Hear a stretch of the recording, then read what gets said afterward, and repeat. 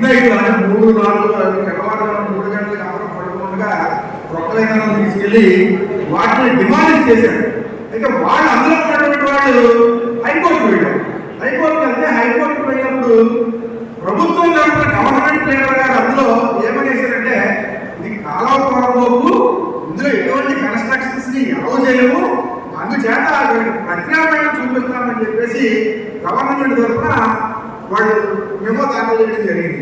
దానికైనా హైకోర్టు ఏమంటే, మరి కాలువలో మీకు ఎలా ఇది చేస్తాము, అక్కడ కన్స్ట్రక్షన్స్ ఉండకూడదు కదా, అందుచేత వీళ్ళకి ఆల్టర్నేటివ్ ప్రత్యామ్నాయం చూపించంటే వాళ్ళకి అద్దెలు చూపిస్తామని ఇలా రకరకాలుగా అక్కడి నుంచి ఖాళీ చేయడం కోసం మరి కోర్టు తప్పుగా పట్టించడం, వాళ్ళకి ఆల్రెడీ అద్దెలు చూపించేసినట్టు, వాళ్ళకి అక్కడ షిఫ్ట్ చేసేసినట్టు, వాళ్ళకి సెంటు భూమి ఇచ్చినట్టు కూడా చూపించేసినటువంటి పరిస్థితి. అంటే కోర్టులో అక్కడ ఎటువంటి కట్టడాలు ఉండకూడదు అని చెప్పినటువంటి ఈ ప్రభుత్వంలో ఉన్నటువంటి ఉద్యోగస్తులు మరి దాన్ని రెవెన్యూకి ఎలా మొదలైస్తారు, మరి అక్కడ పెద్ద పెద్ద కన్స్ట్రక్షన్స్ కట్టడానికి ఏ రకంగా అనుమతులు ఇస్తారనేది ఖచ్చితంగా కలెక్టర్ గారు దీని మీద మరి చెప్పాల్సినటువంటి అవసరం ఉందని చెప్పేసి ఈ వేదిక ద్వారా, ఈ అఖిలపక్ష వేదిక ద్వారా మేము కలెక్టర్ గారిని కూడా డిమాండ్ చేస్తా ఉన్నామని చెప్పేసి మనం చేసుకుంటాం. ఏదైతే రెవెన్యూ పోరంబోగులో, ఏదైతే ఇరిగేషన్ పోరంబోగులో ఎన్ని కట్టడాలు కట్టకూడదని చెప్పేసి సుప్రీంకోర్టు వారు ఇచ్చినటువంటి గైడ్ లైన్స్ ఏవైతే ఉన్నాయో వాటికి అనుకూలంగా ఉంటారా, లేకపోతే మరి మీరు ఏ రకంగా ముందుకెళ్తారు, రేపు పొద్దున మరి రఘురామకృష్ణ గారు అనౌన్స్ చేస్తారు, కానీ ఎవరైనా దాని మీద కోరుకుని పోతే అక్కడ మరి నిర్మాణానికి ఏమాత్రమైనా అనుమతి ఉంటుందా? అంటే కేవలం ప్రజల్ని మభ్యపెట్టడం కోసం ఈ 4 సంవత్సరాలు కాలయాపన చేయడం కోసమే మీరు ఈ రకంగా విధానాలు తీసుకుని ముందుకెళ్తున్నారు తప్ప వాస్తవమైనటువంటి విషయాన్ని మీరు ఎక్కడ కూడా స్పష్టంగా చెప్పట్లేదు. ఆయన రఘురామకృష్ణ గారు ఏదైతే మన మెమో చూపించారో ఆ మెమో కూడా ఏంటంటే, మరి ఫిబ్రవరి నెలలో ఒక కలెక్టర్ గారు ఇచ్చినటువంటి రిప్రజెంటేషన్, ఈ ఇరిగేషన్ భూమిని రెవెన్యూగా బదలాయించుకుని దాంట్లో ఏదైనా ప్రభుత్వానికి అనుకూలంగా మేము ఆ రెవెన్యూ సైట్ ను వాడుకుంటామని అన్నప్పుడు సిఎస్ గారు ఏమిచ్చారంటే ఆ మెమోలో, మరి మీరు దీన్ని ముందు పొజిషన్ తీసుకోండి, పొజిషన్ తీసుకుని అక్కడ ఉన్నటువంటి పరిస్థితులు మాకు లెటర్ రూపంలో ఇస్తే దాన్ని రాబోయేటువంటి క్యాబినెట్ మీటింగ్ లో దాన్ని ప్లేస్ చేస్తాం అని ఇచ్చినటువంటి ఒక మెమోని ఆయన చూపించి మరి కలెక్టరేట్ నిర్ణయం అయిపోయింది, మార్పు జరిగిపోయింది అని చెప్పేసి మసిపూసి మారేడుగా చేసి మరి ప్రజలను మభ్య పెట్టాలని చెప్పేసి ఆ మెమోని చూపించడం జరిగింది. వాస్తవంగా ఏదైతే గతంలో 124 జీవో ఈ ప్రభుత్వం గత ప్రభుత్వం ఇచ్చిందో ఏఎంసీలో మరి 20 ఎకరాలు కూడా కలెక్టరేట్ కట్టుకోవడానికి అనుకూలమైనటువంటి స్థలమని, అది అగ్రికల్చర్ ల్యాండ్, అగ్రికల్చర్ మార్కెట్ కమిటీకి సంబంధించినటువంటి దాన్ని రెవెన్యూకి బదలాయించి ఆ రెవెన్యూకి బదలాయించేటువంటి స్థలంలో మరి కలెక్టరేట్ నిర్మాణం కోసం మరి ప్రభుత్వం గవర్నమెంట్ ఆర్డర్ అంటే జీవోని ఇష్యూ చేసేటువంటి పరిస్థితి. దానికి సంబంధించి సుమారు 100 కోట్ల రూపాయలు కూడా మరి గత ప్రభుత్వం శాంక్షన్ చేసేటువంటి పరిస్థితి. అది శాంక్షన్ చేసిన తర్వాత మరి దాని మీద టెండర్ కూడా కాన్ఫర్ చేయడం జరిగింది. మరి ఈ టెండర్స్ లో ఫస్ట్ టెండర్ కూడా కాన్ఫర్ చేశారు. ఫస్ట్ టెండర్ కాన్ఫర్ చేసినప్పుడు మరి తొందరలోనే ఎన్నికలు ఉండడం చేత మరి కాంట్రాక్టర్లు ఎవరు కూడా మరి ఆ టెండర్ లో పార్టిసిపేట్ చేయలేదు. ఆ పార్టిసిపేట్ చేయకపోవడం వల్ల ఆ టెండర్ కూడా అలాగే ఉండిపోయినటువంటి పరిస్థితి. అంటే ఈ వాటికి ఇప్పటికీ కూడా 124 జీవో ఎగ్జిస్టెన్స్ లో ఉంది. కలెక్టరేట్ నిర్మాణానికి ఆల్రెడీ ఒక స్థలాన్ని ప్రభుత్వం గుర్తించినటువంటి పరిస్థితి ఉంది. మరి ఇన్ని పరిస్థితులు ఉండగా భీమవరంలో భూమి లేదని చెప్పడం, మరి ఏదో 20 ఎకరాల్లో ఉన్నటువంటి స్థలాన్ని మానేసి 3 ఎకరాల్లో ఇంటిగ్రేటెడ్ బిల్డింగ్స్ పైనంట వెళ్ళిపోయి 4 అంతస్తులు వేస్తాం, 5 అంతస్తులు వేస్తాం అనేటువంటి మాటలు ఏదైతే ఉన్నాయో అవి అభూత కల్పనలు, నల్లబల్లి మాటలు. మేము ఇవాళ చాలా సూటిగా మరి శాసనసభ్యుల వారిని కూడా అఖిలపక్షం తరఫున మేము అడుగుతా ఉన్నాం. ఏఎంసీలో కలెక్టరేట్ నిర్మాణానికి ఏ రకమైనటువంటి ఇబ్బంది ఉందో మీరు ప్రజలకు చెప్పాల్సినటువంటి అవసరం ఉంది. అలాగే ఓన్లీ ఏఎంసీ కాదు, ఇంకో చోట అన్నారు. మరి ల్యాండ్ ఎక్విజిషన్ జరగాలి కదా, ల్యాండ్ ఎక్విజిషన్ జరగాలంటే 4-5 ఏళ్ళు కాలయాపన జరిగిపోతుంది. అందుచేత ఏంటంటే ప్రస్తుతం ఉన్నటువంటి దాంట్లో ఏదైతే ఒకసారి పిలిచినటువంటి టెండర్లో మీరు చొరవ తీసుకుంటే, శాసనసభ్యుల వారు చొరవ తీసుకుంటే 100% దాంట్లో మరి రెండో వారు కూడా పిలిపించి అక్కడ చాలా అత్యంత సమయం తక్కువలోనే ఆ పని పూర్తి చేసినట్టు ఉంది. ఎందుకంటే ఆ క్రెడిట్ కూడా 100% ఆయన హయాంలో కనుక దానికి శంకుస్థాపన జరిగితే ఆ క్రెడిట్ ఇప్పుడున్నటువంటి శాసనసభ్యుల వారికి వెళ్తుంది కనుక మేము ఆ క్రెడిట్ మీరే తీసుకోండి, చక్కగా ఆ పనిని పూర్తి చేయండి అని చెప్పేసి అఖిలపక్షం ద్వారా డిమాండ్ చేస్తా ఉన్నాం. అలాగే మరి ఒకవేళ ముందుకంటే దానికి మనం ఏ రకమైన ముందుకు వెళ్ళాలి అఖిలపక్షం తరఫున అనే దానికి మరి సోదరులకు ముందు మాట్లాడేటువంటి వాళ్ళు భీమవరం గారు కానివ్వండి, అనేక మంది మరి కృష్ణమూర్తి గారు కానివ్వండి, పెద్దలందరూ కూడా రకరకాలైనటువంటి సూచనలు చేయడం జరిగింది. మరి అందులో భాగంగా మనం ముందుగా ఒక జేఏసీని ఏర్పాటు చేసుకుంటే బాగుంటుందేమో అనేది నా ఆలోచన. దానికి ఎవరైనా సరే పార్టీలకు అతీతంగా ఉండి ఇది ముందుంటామన్న వాళ్ళు ఎవరు వచ్చినా కూడా దాన్ని మనందరం కలిసి వాళ్ళని ముందు పెట్టి మనందరం వెనకాల ఉందాం. ఖచ్చితంగా ఎవరైతే దాన్ని ముందుకు తీసుకెళ్ళగలుగుతారు అనుకున్నటువంటి వాళ్ళని అంటే ఏదైనా మరి ఒక ఫోన్ చేయాలన్నా లేకపోతే ఇక్కడ మనం ఇది చేయాలన్నా ఎవరో ఒకళ్ళు ముందు ఉండాలి కనుక ఒక 5గురినో 10 మందినో 15 మందినో ఒక స్టీరింగ్ కమిటీ కింద మనం జాయింట్ యాక్షన్ కమిటీ కింద తీసుకుని మరి ఏ రకాలైనటువంటి నిర్ణయాలు తీసుకోవాలి, మరి కలెక్టర్ గారికి రిప్రజెంటేషన్ ఏ డేట్లో ఇవ్వాలి, లేదా రిమైండ్ ఎవరికైతే అవసరమైతే ముఖ్యమంత్రి గారి దగ్గరికి వెళ్తాం, శాసనసభ్యుల వారి దగ్గరికి వెళ్తాం, మరి కేంద్ర మంత్రి వారు ఉన్నారు, రాజ్యసభ సభ్యులు ఉన్నారు, మనకి ఇక్కడ ఏ రకమైనటువంటి ఇబ్బందులు ఉన్నాయని కూడా వాళ్ళకి విశదీకరించి చెప్పే విధంగా ఆ రకంగా ముందుకెళ్దామని చెప్పేసి నా అభిప్రాయం. అలాగే ఇంకా దాని మీద అభిప్రాయాలు చెప్పాలనుకున్న వాళ్ళందరూ కూడా ఇక్కడ వ్యక్తిగతంగా స్వేచ్ఛగా వాళ్ళ అభిప్రాయాన్ని వెలిపించవచ్చు. ఇప్పుడు పార్టీ కూడా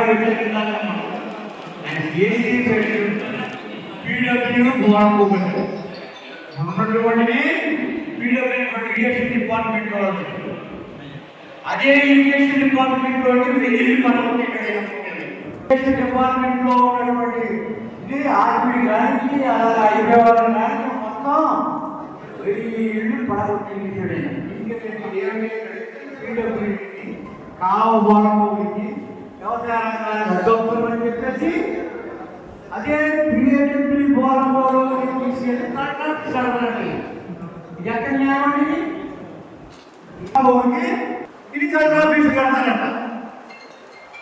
సుప్రీంకోర్టు తీర్పించింది ఏమిచ్చింది తీసేస్తే సలహాలు ఇచ్చేసి ఇల్లు కట్టి దాంట్లో పంపిన తర్వాత తీసేయండి అంటుంది. తప్పుడు ఎవడైనా ఒప్పుకుంటాడు. ఒక ఇల్లు కట్టించాడు ఎక్కడే ఒక ఇల్లు సలహాలు ఇచ్చాడు జన్మం.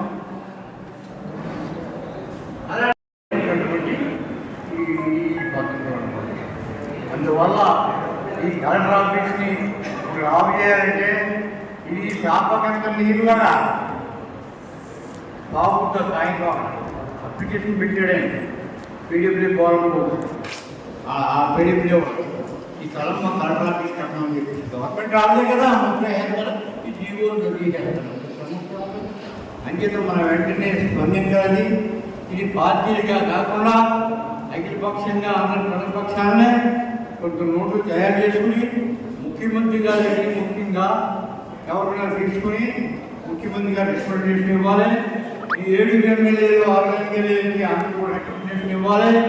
ఈ లోపల ఉన్నటువంటి ఒకరిద్దరు ఉన్న నాయకులు ముఖ్యమంత్రి గారు వాళ్ళకు కూడా చెప్పి ఈ విషయాన్ని మన జిల్లాకి హెడ్ క్వార్టర్గా ప్రభుత్వం నిర్ణయించిన తర్వాత ఈ పట్టణ ప్రజలకి ఒక బంగారు కిరీటం లాంటిది ఆ గుర్తింపు. అటువంటి గుర్తింపుని కాపాడుకోవాల్సిన అవసరం పట్టణ ప్రజలపై ఉంది. ఇవాళ ఇక్కడ మార్కెట్ కమిటీ ఏరియాలో స్థలం ఆల్రెడీ ఉన్నప్పటికీ కూడా వేరే ప్రాంతాల్లో స్థలం విచారించగలిగిన విషయం. ఎందుకంటే ఆల్రెడీ కేటాయింపు చేస్తుంది. టెండర్ వర్క్ కూడా ఇలా వర్క్ని ఆయన ఇప్పుడు కంప్లీట్ చేయాలి, కానీ అది కొత్త ప్రతిపాదన తీసుకొచ్చి గందరగోళం చేయాల్సిన అవసరం లేదు. అది ఆయన చొరవ తీసుకుని ఈ పేవర్ పట్టడానికి వచ్చిన గౌరవాన్ని కాపాడితే ఆయన కీర్తి శాశ్వతంగా ఉంటుందని దీనికి ఈ పట్టణ ప్రజలందరూ పార్టీలకు అతీతంగా స్పందించాలని కోరుకుంటున్న ప్రజలకి అందరికీ కూడా సంబంధించినటువంటి విషయం. గతంలో జిల్లాలు విభజన అనంతరం మన పశ్చిమ గోదావరి జిల్లా ఏర్పడిన తర్వాత జిల్లా హెడ్క్వార్టర్ ఎక్కడ ఉండాలంటే నర్సాపురంలో ఉండాలని ప్రతిపాదన చేసినప్పటికీ ఉన్న 6 నియోజకవర్గాలు కూడా తీర్మానం అంటే 10 నియోజకవర్గాలకి అందుబాటులో ఉంది అని ఆలోచన చేసి అందరూ 7 నియోజకవర్గాలకు సంబంధించిన నాయకులు అందరూ ప్రజలందరూ కూడా ఒక ఏకాభిప్రాయంతో తీర్మానాన్ని హెడ్క్వార్టర్గా నిర్ణయించడం జరిగింది. అలాగే పరిపాలనకి అనుగుణంగా భీమవరంలో ఏ ప్రాంతం అయితే బాగుంటుందని విజయం నిర్ణయించినప్పుడు భీమవరంలో మార్కెటింగ్ యార్డ్లో ఉన్నటువంటి స్థలం అయితే ఇప్పుడు ఉన్నటువంటి 6 నియోజకవర్గాలకి అందుబాటులో రాకపోవడం భీమవరం ట్రాఫిక్ అంతరాయాలే కాకుండా రాకపోవడం అనుగుణంగా ఉంటుంది. అక్కడ ఉన్నటువంటి స్థలంలో అన్ని శాఖల కార్యాలయాలు కూడా అక్కడ నిర్మించుకోవడానికి అవకాశం ఉంది. ఇంకొక విషయం ఏంటంటే ఇటు జంక్షన్ రైల్వే స్టేషన్ కానివ్వండి, అటు టౌన్ రైల్వే స్టేషన్ కానివ్వండి, బస్ స్టాండ్ కానివ్వండి, అందరికీ భీమవరం పట్టణంలో ప్రతి ప్రజలకి కూడా అందుబాటులో ఉంటుందని ఉద్దేశంతో ఆ రోజున మార్కెట్ యార్డ్లో స్థలం కేటాయించింది. ఇప్పుడు ప్రభుత్వం మారిన తర్వాత ఇది ఈ కంప్లైంట్ ఆఫీస్ అనేటువంటిది వేరే నియోజకవర్గానికి తరలించవలసినటువంటి ఆలోచన ఎక్కడ ఉంటుందంటే ముందుగా మన శాసనసభ్యుల వారు ఇక్కడ కాకుండా ఇంకా 2-3 చోట్ల నేను చూస్తున్నాను అనే మాట రాబట్టి దాన్ని అవకాశంగా తీసుకుని మరి పక్కన నియోజకవర్గ నాయకులు అక్కడ సభ లేకపోయినా అక్కడ అనుగుణంగా లేకపోయినా మేము అక్కడ ఏర్పాటు చేస్తామని చెప్పడం జరుగుతుంది. అయితే మన స్థానిక శాసనసభ్యుల మేము అడిగినట్టే అసలు ముందు మార్కెటింగ్ యార్డ్లో నిర్ణయించిన స్థలం దానికి సుమారు 100 కోట్ల రూపాయల నిధులు ఏర్పాటు చేసిన ఇవాళ కూడా ఆ జీవో వైద్యంగా ఉన్న విషయం మనందరికీ తెలుసు. మరి మీకు ఎందుకు నచ్చలేదు ఇక్కడ అంటే ప్రజలందరూ మీరందరూ ఏమన్నా మీ పూర్వం ప్రభుత్వం తరఫున ఒక సమావేశం ఏర్పాటు చేసి వాళ్ళందరూ వద్దంటే ఏమైనా మీరు నిర్ణయం తీసుకున్నారా? లేదా మీరేమైనా వ్యక్తిగతంగా మీ ఆస్తులు ఏమన్నా అక్కడ ఏమైనా పెరిగితే మీకు కానీ మీకు సంబంధించిన వాళ్ళకి కానీ అక్కడ ఏమైనా ఆస్తులు ఏమైనా పెరిగినా దాన్ని ఆలోచించుకోవడానికి మార్చాలనుకుంటున్నారా? అసలు మీరు ఎందుకు మౌనంగా ఉన్నారు? అసలు మార్కెటింగ్ యార్డ్లో ఉన్నటువంటి స్థలాన్ని ఇవాళ ప్రహరీ గోడతో సహా గేటుతో సహా అన్ని అమర్చబడి రెడీమేడ్గా ఉంది. ఇవాళ దాన్ని నిధులు కూడా కేటాయింపబడి ఉన్నాయి. మరి దానికి మీనింగ్గా దాన్ని చేసుకుంటే ఒక 6 నెలల్లో సంవత్సరంలోనూ మనం బ్రహ్మాండమైనటువంటి నిర్మాణం చేసుకోవచ్చు. వాళ్ళ నిర్మాణం భీమవరం ప్రజలు మీరు ఏ పార్టీలో ఉన్నప్పుడు కూడా 3 సార్లు మిమ్మల్ని ఎమ్మెల్యేగా నెక్కించిన విషయం అందరికీ తెలుసు. అది అన్నిసార్లు మిమ్మల్ని ఎమ్మెల్యేగా నెక్కించారంటే మీ మీద ప్రజలకు ఉన్నటువంటి విశ్వాసాన్ని మీరు ఒకసారి గుర్తు తెచ్చుకోమని కోరుతున్నాం. ఇవాళ ప్రజల యొక్క మనోగతాన్ని దెబ్బతీయద్దు. ప్రజల యొక్క ఆలోచన వాళ్ళందరికీ వాళ్ళని రాయలవాసి నేను వాళ్ళ RRR గారు కట్టాలన్నది మా ఇంటికి చాలా దగ్గర. అయితే వ్యక్తిగతంగా మనం ఆలోచించుకోండి. ఎవరైనా సరే నాకు లాభం జరుగుతుందో లేదా నా బంధువులు లాభం జరుగుతుందని కాకుండా ప్రజలందరికీ నియోజకవర్గంలో ఉన్న ప్రజలందరూ ఎప్పుడో ఏమో కోరుకుంటారో దాన్ని ఆలోచన తీసుకుని సస్పష్టంగా ముందు మీరు ఏదైతే చెప్తున్నారో భీమవరంలో ఉంటుంది అని చెప్తున్నారు తప్ప దాన్ని నేను కరెక్ట్గా భీమవరంలో నియోజకవర్గంలో ఉన్నటువంటి స్థలం నచ్చకపోతే ఎందుకు నచ్చలేదు? అక్కడ కడిగే ఇబ్బందులు ఏమన్నాయి? మార్కెటింగ్ యార్డ్లో కడితే ఏమన్నా అవసరాలు ఏమైనా ఉన్నాయా అని మీరు చెప్పండి. ఖచ్చితంగా స్పష్టంగా అప్పుడు ప్రజలకు అర్థమవుతుందని చెప్పి నేను పంచుకుంటున్నాను. ఇంకొక విషయం ఏంటంటే మరి RRR గారు చెప్తున్నారు ఆయన ఎప్పుడో 30 సంవత్సరాల నుంచి ఇరిగేషన్ పాలకోలో ఉన్నటువంటి ఎంజాయ్మెంట్ పట్ట పొందినటువంటి వాళ్ళని బలంగా అర్ధరాత్రి కూడా లేపి తొలగించి ఆ కట్టడాలని ఇరిగేషన్ పాలకోలో ఏ కట్టడం ఉండకూడదు అనేటువంటి గైడెన్స్ ఆధారంగా మీరు కాలేదా అక్కడి నుంచి తొలగించడం జరిగింది. మళ్ళీ మీకు కావాలి అదే చోట్ల పాల్గొంటారంటే అంటే మీరు చట్టాన్ని ఎలా పడితే అలా పాల్గొంటారా? అప్పుడు ఉన్నటువంటి స్థానికంగా 30 సంవత్సరాలు ఉన్నటువంటి వాళ్ళ కానీ అక్కడ పనికిరానప్పుడు కొత్తగా నిర్మాణం చేయడానికి ఎలా మనకు వస్తుంది అతను అంటే ప్రజలు నొప్పి పెట్టడం కోసం మీకు మీ స్థానికులకి మీ అందరికీ అందరికీ వాళ్ళ ఆస్తులు విలువలు పెంచడం కోసమే మీరు ఈ కట్టడాలు వాడుతున్నారని చెప్పేసి ప్రజలందరూ అనుకుంటున్నారు కనుక మీరు ఇప్పుడైనా సరే మీ యొక్క ఆలోచన సరైన ఆలోచన కాదని గ్రహించి ఆ ఆలోచనకు ఎన్నిటి చేసుకుంటే ప్రజలందరూ కూడా మిమ్మల్ని ఎంతో హర్షించాలని చెప్పేసి మీరు కొట్టుకుంటూ మరొకసారి దేవాలయాన్ని చెప్పిన వాళ్ళని త్వరగా మీ యొక్క నిర్ణయాన్ని ప్రకటించాలని చెప్పేసి కోరుతున్నాము. ఎందుకంటే మీ యొక్క ఆలోచన వల్ల మా అడుగు ముందు పట్ల ఎందుకంటే మేము ఏదైనా మాట్లాడాలంటే శాస్త్రీయ వాళ్ళు ఇక్కడే ఉంటుందని చెప్తున్నారని చెప్పి మేము అనవసరంగా మేము ఏదో మాట్లాడడం ప్రజలను మీ తప్పుతో ఆలోచన వస్తుంది కనుక మీ యొక్క ఆలోచన తొందరగా మీకు తెలియపరచాలని చెప్పేసి ఈ సందర్భంగా కోరుకుంటూ ఈ అవకాశం పద్ధతుల్లో మరి రాష్ట్ర ముఖ్యమంత్రి గారు చంద్రబాబు నాయుడు గారు చెప్పడం జరిగింది. ఎప్పుడు మన పేపర్ చూసినా తీసుకోవాలి. మరి దాన్ని అనుసరించకుండా మరి ఎమ్మెల్యేలకి మరి బోధించకుండా వాళ్ళందరూ కూడా అనేక రకాలైన ఆలోచనలు ఇవ్వటం ఇది కరెక్ట్ కాదు. అయినా పశ్చిమ గోదావరి జిల్లాలో ఎమ్మెల్యేలు అనకుండా పశ్చిమ గోదావరి జిల్లాలో ప్రజలు అలాగే స్వచ్ఛంద సంస్థలు ఇతర రాజకీయ పార్టీలు ఏమైనా ఆందోళన చేయకోకుండా ఆయన రాత్ర ఏదో కళ్ళొచ్చి నేను ముఖ్యమంత్రికి ఇది నివేదిక సమర్పిస్తున్నాను అని చెప్పడం చాలా విడ్డూరంగా ఉంది. మరి 124 జీవో ఉంది.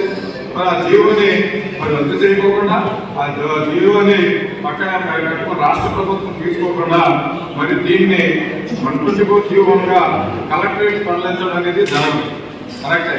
మన చుట్టుపక్కల విశాఖపడేరు కానీ తాడేరు కానీ చిన్నమేనం కానీ మరి మన రాయలు కానీ ఇవన్నీ కూడా కోర్టులో ఉన్నాయి. మన మున్సిపాలిటీలో మరి కలుపుకుందామని అనుకున్నాం. అవన్నీ కూడా హైకోర్టులో అవి మరి వాయిదాలు జరుగుతూనే ఉన్నాయి. అది కూడా చిన్నమేనం కూడా హైకోర్టులో ఉంది. హైకోర్టులో దాన్ని మరి రద్దు చేయకోకుండా మరి ఈ కలెక్టరేట్ అక్కడ ఎలా కడతామనేది ఆలోచన ఎందుకు వచ్చిందో చాలా విడ్డూరంగా ఉంది. ఇది కరెక్ట్ కాదు. ఏదైనా మనం పంచాయతీలకు వెళ్ళినప్పుడు అక్కడ మన హౌస్ కట్టాలన్నా లేకపోతే ఇండస్ట్రీ కట్టాలన్నా ఏది కట్టాలన్నా పంచాయతీ తీర్మానం ఉండాలి. పంచాయతీ తీర్మానం లేకపోతే డిమాలిషన్ చేసేస్తారు. ఇది సర్వే చేసాం, ఇది ఇక్కడ కట్టకూడదని. మరి ఏది లేకుండా ఆయన సొంత నిర్ణయాలు తీసుకోవడం ఇది కరెక్ట్ కాదు. ఏదైనా మనం అఖిలపక్ష సమావేశం ఏర్పాటు చేసి ఇది ప్రజాప్రతినిధులను తీసుకురావడానికి మనందరం కంకణం కట్టుకోవాలి. ఇది ఏదో రౌండ్ టేబుల్ సమావేశం ఏర్పాటు చేసుకున్నాం వెళ్ళిపోయినది కాదు. దీన్ని అన్ని రాజకీయ పార్టీలు అన్ని స్వచ్ఛంద సంస్థలు అన్ని మరి ఆ సంస్థలలో నాయకులందరూ కూడా మరి సమావేశంలో కమిటీ మెంబర్లు చేసి ప్రతిరోజు కూడా ఈ ప్రజాప్రతినిధులు చేస్తామని మా సిపిఐ తరఫున పూర్తిగా నా ముందు నియోజకవర్గంలోనే కలెక్టరేట్ ఉండాలని ఆలోచనతోటి ఆయన మాట్లాడుతున్నాం. మరి కలెక్టరేట్ అనేది ప్రధాన గారు కో కంపెనీ కాదు, ఆయన ఐస్ ఫ్యాక్టరీ కాదు, ఆయన రొయ్యల చెరువు కాదు, చేపల చెరువు కాదండి.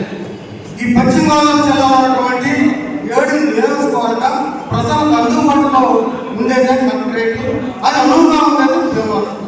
మరి కలెక్టరేట్ని తరలించడం అనేది మరి 7 నియోజకవర్గ జిల్లా అంతా కూడా జిల్లా ప్రజలంతా కూడా వ్యతిరేకిస్తున్నారు.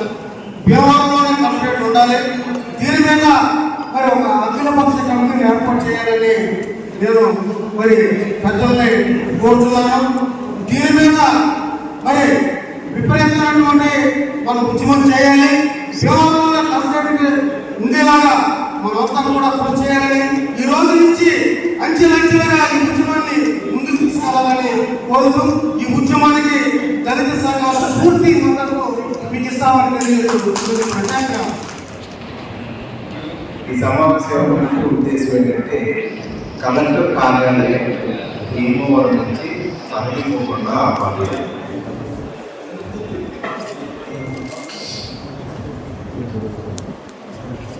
మన గౌరవ శాసనసభ్యులు శ్రీ పులపర్తి రామాంజనేయ బాబు గారు మా జనసేన పార్టీ సమావేశం విశాఖపట్నంలో గత 3 రోజులుగా విశాఖపట్నంలో ఉన్నారు.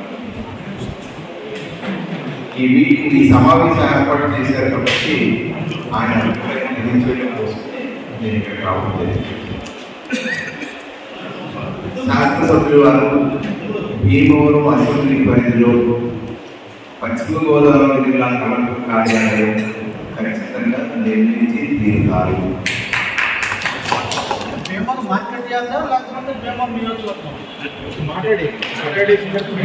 గతంలో 124 మార్కెట్ యార్డ్లో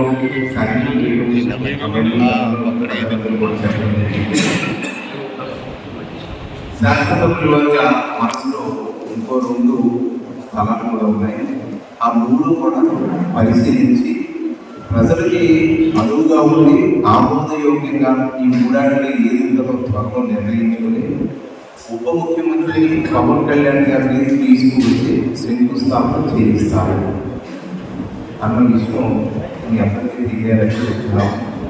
దయచేసి మీరందరూ గమనించాల్సిన విషయం ఏంటంటే అంజిబాబు గారు చాలా గొప్ప విషయాలు ఈ అతి త్వరలో 2 రోజుల వ్యవధిలో శంకుస్థాపన చేయించి ఆంధ్ర రాష్ట్రంలో ఏ జిల్లాకు లేని విధంగా అత్యంత అధునాతనమైన కలెక్టర్ ఆఫీసు నిర్మించి అదే ప్రదేశంలో అన్ని ఆఫీసులు ఉండాలనే ఉద్దేశంతో ఉన్నారు.